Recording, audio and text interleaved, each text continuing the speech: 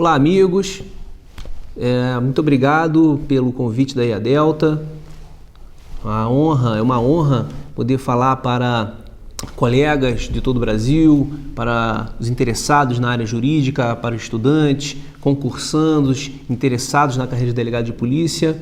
Eu sou o delegado Rochester Marreiros Barbosa, delegado de Polícia Civil no estado do Rio de Janeiro, professor da Universidade Estácio de Sá, nos cursos de graduação e pós-graduação, penal e processo penal, professor do curso SEI, que é o Círculo de Estudos pela Internet.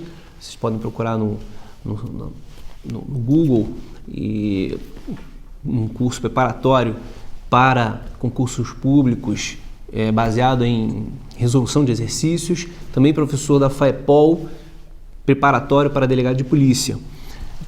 Trouxe hoje um tema que é interessante para que nós possamos refletir. Vamos falar de forma muito objetiva, então serei de uma certa forma direto, mas que deixemos aí um recado reflexivo a respeito da Lei 12.830 de 2013, que é a lei que trata da investigação criminal pelo delegado de polícia.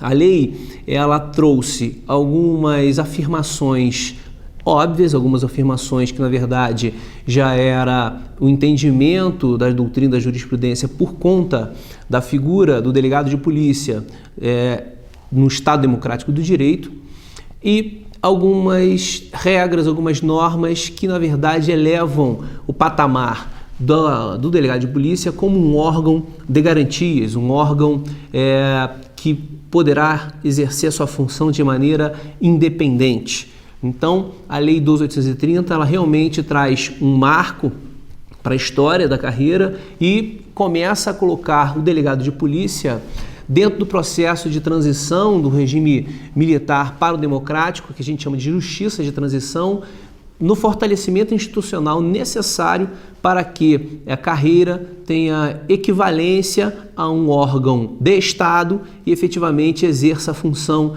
de garantias. No Estado Democrático, os órgãos que participam da persecução criminal, seja o Estado de Investigação, representado pela Polícia Judiciária, termo este usado pelo próprio STJ, o Ministério Público, Magistratura e Defesa, são órgãos considerados inclusive pela Corte Interamericana de Direitos Humanos como órgãos de justiça. Não obstante, no Brasil, entendermos que a fase anterior ao processo seja uma fase pré-processual, no entanto, todas as garantias constitucionais se aplicam nesse momento. Faremos vídeos, inclusive, sobre esses assuntos de forma individualizada. De qualquer forma, o contexto da 12.830 resgata, na verdade, fortalece a função do delegado e, na verdade, não lhe dá poderes.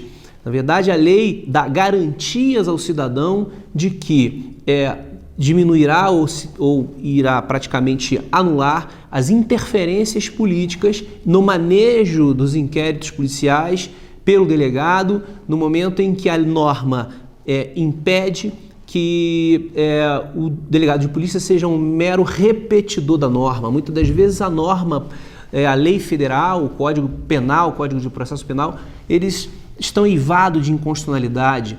E durante muitos anos se propalou a ideia de que o delegado de polícia ele simplesmente seria um mero executor da lei e, por sua vez, não poderia realizar juízo de valor. Esse tipo de entendimento, um entendimento que já caiu por terra, é um entendimento, inclusive, que não se coaduna com o Estado Democrático de Direito, tendo em vista que cada caso investigado, cada circunstância avaliada pelo delegado de polícia precisa ser avaliado de forma concreta. Isso significa dizer que o delegado, não obstante ele não compor o órgão da magistratura, ele, na verdade, não exercer função jurisdicional, quando a norma 12.830 dispõe que a função do delegado de polícia é uma função jurídica, no seu artigo 2º, e repete isso no parágrafo 6º, quando fala de indiciamento, e que após análise técnico-jurídica do relatório realizará fundamentadamente o indiciamento, isso denota que o delegado de polícia realiza toda a análise sobre circunstâncias inerentes à investigação criminal. Circunstâncias essa que você pode até, por exemplo, utilizar o artigo 30 do Código Penal, quando fala que as circunstâncias de caráter comunicável e incomunicável, essas circunstâncias precisam ser avaliadas. Isso traz reflexos de forma ilimitada durante a investigação e até na avaliação de uma prisão em flagrante. Então, a conclusão que nós chegamos é que quando a norma diz que a função é jurídica e típica de Estado e não de governo, pressupõe, portanto, Estado de direito, democrático de direito, faz com que o delegado seja mais um órgão na persecução criminal como um órgão de freios ao poder punitivo.